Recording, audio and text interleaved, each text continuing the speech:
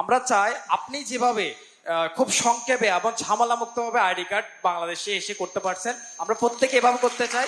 আসসালামু আলাইকুম, আমি Mahmud Hasan, BBA second year, GM chartered university. প্রিয় ভাই, আপনাকে আমাদের চট্টগ্রাম থেকে অভিনন্দন জানাচ্ছি, আপনি আমাদের চট্টগ্রাম আসছেন। আমার যে কোশ্চেনটা সেটা হচ্ছে কি, আপনি দেখলাম ছাত্রছাত্রীদেরকে নিয়ে বা শিক্ষা ব্যবস্থাকে নিয়ে খুব বেশি গুরুত্ব দিচ্ছেন।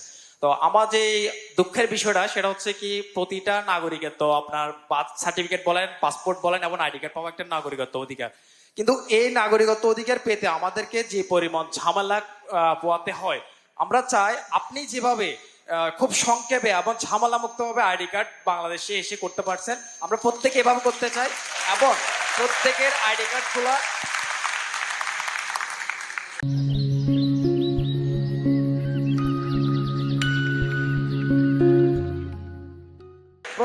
প্রত্যেকের আইডি কার্ড, পাসপোর্ট এবং বার্থ সার্টিফিকেট স্কুল লাইফে প্রত্যেকে করে ফেলতে পারে, সেই সুবিধাটা চাই।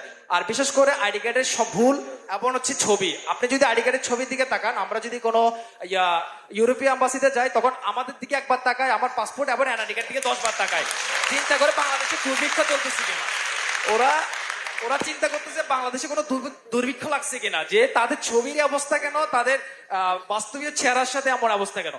তাদের এই অদক্ষ ব্যবস্থাপনার জন্য আমাদেরকে যে ঝামেলাগুলো পোয়াতে হচ্ছে, সেই আপডেট যুগে যেখানে চায়না এবং জাপান 2050 সালের কথা চিন্তা করতেছে, আর সেখানে আমরা বাংলাদেশের মানুষ আমাদের সার্টিফিকেট, পাসপোর্ট এবং আইডি কার্ড সংশোধন করতে করতে আমাদের জীবন চলে যাচ্ছে। তো এইখানে আপডেটটা কি করবেন, আমাদেরকে একটু এই বিষয় নিয়ে একটা আপডেট করবেন। আর হচ্ছে বাংলাদেশে যে সমস্যাটা আমরা মেইন ফেস করি সেটা হচ্ছে কি, ভেজাল মুক্ত খাবার। আর আপনি দয়া করে আপনার ক্ষমতা আসলে এই খাবারকে ভেজাল মুক্ত করার জন্য কি করবেন, যে ফরমালিন মুক্ত। আচ্ছা, হঠাৎ আইডি কার্ড থেকে একদম ভেজাল, একদম ভেরি কন্ট্রাস্ট কোয়েশ্চেন।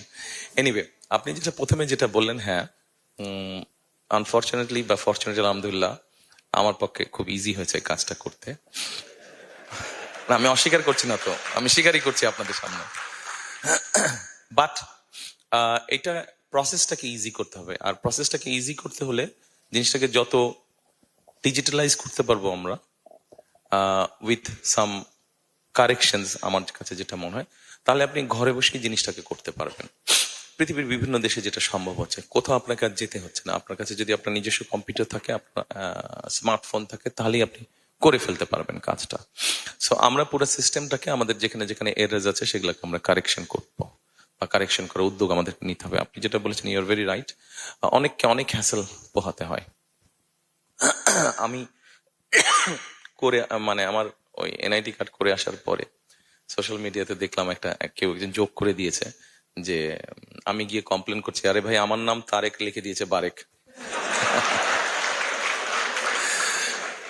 আচ্ছা, তো আমার কাছে যেটা মনে হয় যে সিস্টেমটাকে আমাদের ইজি করতে হবে আর মোর ডিজিটালাইজ করতে হবে। যদি আমরা ডিজিটালাইজ করি, ইন দ্যাট কেস কারাপশন বা যেগুলো সমস্যা আছে সেগুলো অনেকাংশে কমে আসবে। এটা গেল একটা।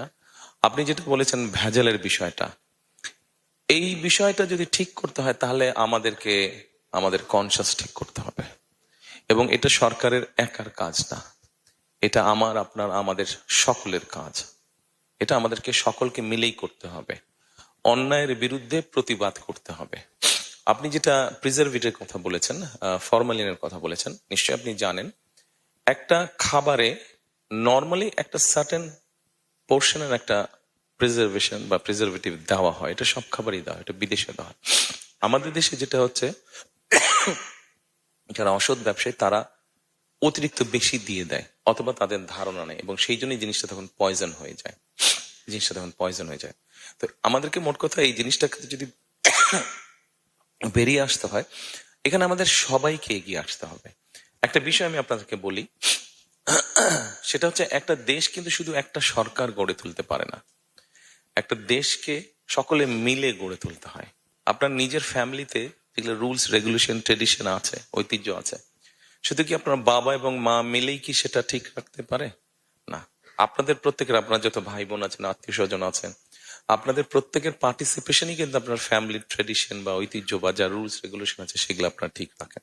কাজে আমাদের সকলকে মিলে করতে হবে। আমাদের বিভিন্ন বিষয়ে ডিফেন্স অফ ওপিনিয়ন থাকতে পারে, আমরা আলোচনা করব।